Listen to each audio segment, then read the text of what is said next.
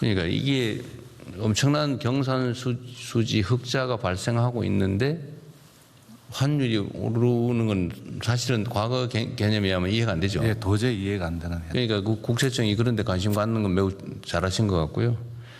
또 한 가지 원인이 그 국내 그 투자자들의 해외 주식 투자, 이게 지금 작년까지 연간 100조 원 이상, 예, 한 200억, 300억 불 정도까지. 1,200~300억 불이 해외 주식 투자했다. 그러면 우리 돈으로 하면 한 200조 원 정도가 해외 주식을 투자했던 거잖아요. 네네.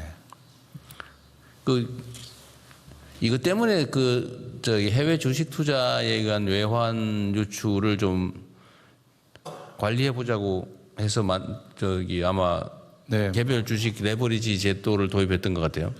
예, 작년에 사실은 그 일반 레버리지 상품이 홍콩이라든지 해외에서는 그 이미 있잖아요. 그러니까 뭐 삼성전자든 하이닉스든 그 말고도 여러 종목들이 있는 거 같은데. 300까지도 또 어떤 나라는 심지어 있었어요. 그러니까 이 레버리지가 2배, 3배까지 되는 해외 그 레버리지 상품이 있으니까 국내 투자자들이 해외에다가 이게 투자를 하니까 그걸 국내에서 소화를 하자고 아마 삼성 그리고 하이닉스에 대해서 2배의 그 레버리지 상품을 개발했던가 봐요. 그런데 이게 어쨌든 주가의 급등에 따른 일종의 조정, 뭐 일부 급락, 이 조정을 좀 심화시켰다는 비난이 있어요. 근데 이거 지금 예를 들면 의견이 다르던데 이게 주식시장의 불안정을 심화시켰다. 또 한쪽은 애초에 기대한 대로 해외에 2배, 3배 되는 레버리지 투자를 완화해서 국내로 예를 들면 국내 투자를 늘리는, 즉 외환 유출을 줄이는 효과가 있었다. 이 양론이 있는 것 같아요. 이 상황 좀 어떻습니까? 혹시 뭐 보완 대책이 있는지 한번 얘기를 잠깐 어디 담당 부서가 할까요? 이걸 금융위 소관인가요? 네, 그렇습니다. 한번 상황이 어떻게 됐는지 간단하게 말씀 한번 해봐 주시죠. 네, 그 말씀 주신 대로 이 취지가 뭐냐면 그 해외에서는 그때 됐고 해외에서는 2배, 3배까지 뭐 우리나라 상품인데 우리나라 상품을 갖고 레버리지 상품이 있었고 그리고 또 국내 투자들이 해외 나가서 하고 있었고 그러니까 해외에서 되는 걸 국내에서 막는 이 제도를 오히려 국내 제도권 틀로 들어와서 투명하게 투자자 보호를 그쪽 가면 더 약하거든요. 그래서 투자자 보호 같은 경우는 예탁금이라든지 교육이라든지 더 강화돼서 보호하는 게 맞고 상품도 투자자 선택권 다양화하는 측면도 있고 그래서 오히려 자본시장 선진화라든지 이런 측면에서 이런 것들이 필요하다 이런 측면에서 했는데 문제는 이게 어쨌든 국내 투자자들의 불만의 한 원인이 됐던 건 사실인 것 같아요. 그러니까 이게 이제 상승 국면에서는 오히려 상승을 심화시키고 격화시키고 하락 국면에서는 하락을 좀 심화시키잖아요. 어쨌든 이 레버리지라고 하는 게 지렛대니까. 근데 이게 이제 아까 얘기한 대로 이 불안정을 강화하는 건 분명한데 이게 외환 시장하고 연동이 돼 있었던 것 같다 이 말이야. 아까 내가 얘기한 대로. 근데 그 효과는 어땠는지 어쨌든 시장에서 이거 문제다라는 지적이 있잖아요. 네. 그럼 그에 대한 보완책은 뭔지 아니면 원래 뭘 잘못한 건지 한번 그 얘기 간단하게 한번 들어보고 싶어요. 일단 효과는 어때요? 애초에 기대했던 대로 외환 시장 안정에는 도움이 됐습니까? 실제로 그 홍콩에 그게 한 20조 정도 있는 건데요. 그러니까 국내뿐만 아니라 해외 투자자들로 해서 한 20조 정도 되는데 거기 한 최근에 보면 17조 정도로 줄긴 했는데 그다음에 이제 거기에 국내분이 얼마 있었냐 보면은 국내 투자분도 줄긴 줄었습니다. 그리고 또 실제로 보면 야, 그 얼마 줄지 않았냐 그러지만 만약 이게 없었다면 거기로 더 가지 않았겠느냐 뭐 이런 얘기도 좀 있을 수가 있고요. 환율 안정에는 도움이 됐다고 본다. 그러니까 이제 그 나갔던 부분을 들어오는 부분이 있었고요. 그다음에 국내 주식시장의 불안정이라고 하는 불안정 심화라고 하는 마이너스 효과도 있잖아요. 네, 이제 그런 부분들은 기본적으로 지금 글로벌 반도체 종목 자체가 워낙 출렁임이 많습니다. 우리뿐만 아니라 뭐 일본의 키옥시아, 그다음에 미국의 샌디스크 뭐 이런 것들은 더 출렁입니다. 우리보다 더 심했다고. 네, 반도체 종목 자체가 지금 기대랑 우려가 막 서로 혼재되면서 그때 막 출렁이고요. 근데 이제 우리나라 같은 경우는 삼성전자랑 하이닉스가 예전에는 한 22%였거든요, 시총에.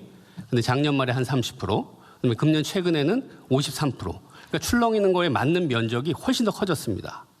여하튼 이게 레버리지 도입은 해외에는 원래 3배까지 있었고 거기에 어쨌든 국내 투자자들이 해외에다 투자하는 게 외환 유출의 원인이 되니까 원래는 외환 안정을 위해서 국내 투자를 권장하기 위해서 만들었던 거다. 해외에도 있는 걸 국내에서 오히려 완화해서 만들었다. 투자자 보호 측면도 있고요. 해외는 예탁금 제도도 근데 그래. 있고요. 교육 제도도 없고요. 그냥 하는 거고요. 저희들은 와서 그런 걸 하고 그다음에 이런 건 ETF라는 그 용어도 못 쓰게 했습니다. 이 상품에 ETF라는 건 이제 장기 분산이라는 의미가 있는데 이건 단기 고위험 상품이기 때문에 해지를 하거나 여러 가지 다양한 방법 중에 하나로 쓰여 있는 거고 단기 고위험 상품이기 때문에 ETF라는 용어도 못 쓰게 하고 저희들이 한 투자자 보호를 할 수 있는 방식 내에서는 다 했고요. 하여튼 그 당국으로서는 나름의 노력을 했다고는 하지만 시장에서는 필요 이상으로 시장 불안정을 키웠다라고 하는 비판이 있고 그거는 환율 안정이라고 하는 측면의 정책 효과를 노렸다고는 하지만 뭐 국민들이야 그런 것까지 고려해야 될 건 아니고 하여튼 시장 주식시장 참여자들 입장에서는 이거 정책상의 비효율 또는 문제가 훨씬 더 크다라고 보니까 그 어쨌든 보완책은 신속하게 또 충실하게 만들어야 됩니다. 지난주에 시간이 너무 오래 걸리는 것 같기도 하고요. 지난주 목요일 날 발표를 했습니다. 근데 그거 가지고도 뭐 이거 가지고 되겠냐 이런 지적이 있던데. 그러니까 지금 이 투자자 예탁금 같은 경우 기본적으로 현금으로만 3천만 원을 갖고 있어야 투자를 합니다. 근데 그 시행 자체가 뭐 즉시하거나 뭐 조기에 하는 게 아니라 한참 있어야 된다면서요. 근데 지금 저 전산 문제가 있어서 가장 빨리 땡겨서 8월 5일 날부터 그 부분은 하겠고요. 그러니까 어쨌든 그런 것도 미리 예상했어야 된다고 하는 게 이제 시장 참여자들의 요구인데 물론 정책 당국 입장에서야 그 완벽하게 하는 게 어렵긴 했지만 어쨌든 신속하게 또 필요한 대응 조치는 좀 과감하게 하도록 하십시오. 네, 시장 영향 계속 살펴보면서요. 필요한 경우에는 추가 대책도 거기 하필이면 급상승 국면에서 조정되는 요 꼭대기에서 도입되는 바람에 마치 이것 때문에 문제가 심각한 것처럼 착시를 일으킨 측면도 있어 보여요. 네, 5월 27일 날 도입이 됐는데요. 실제로 고점은 6월 22일 날 다 반도체들이 고점이 나온 거거든요. 그 6월 22일부터 지금 많이 빠지기 시작했습니다. 대통령님 아까 말씀하신 그 외화 자금 유출입과 관련된 거는 이제 부총리님이 말씀하신 게 작년 전체로 우리나라가 해외 증권 투자한 게 1,400억 불이 나갔습니다. 작년에. 200조 대는 나갔다는 거고. 해외 뭐 기관 작년에만 개인 그런데 그게 이제 개인이 400억 불이고요.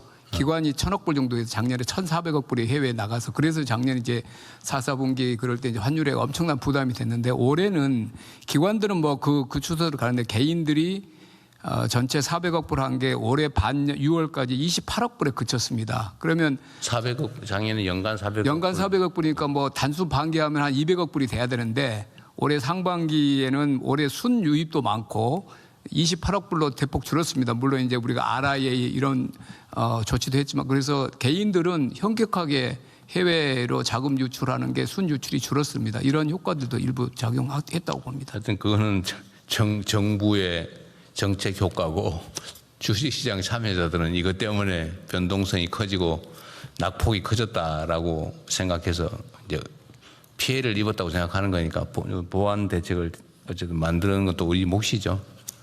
하여튼 정책이라고 하는 게 여러 면이 있어 언제나 어렵습니다. 이쪽을 방어하면 이쪽에 문제가 생기고 진짜 어렵죠. 우리 부처 장관님도 일하기 어렵죠. 이거 하면 저거 문제가 저거 하면 이거 문제고. 자 어쨌든 참 어려운 상황인데 또 어떤 슬기롭게 잘 대처해 갑시다.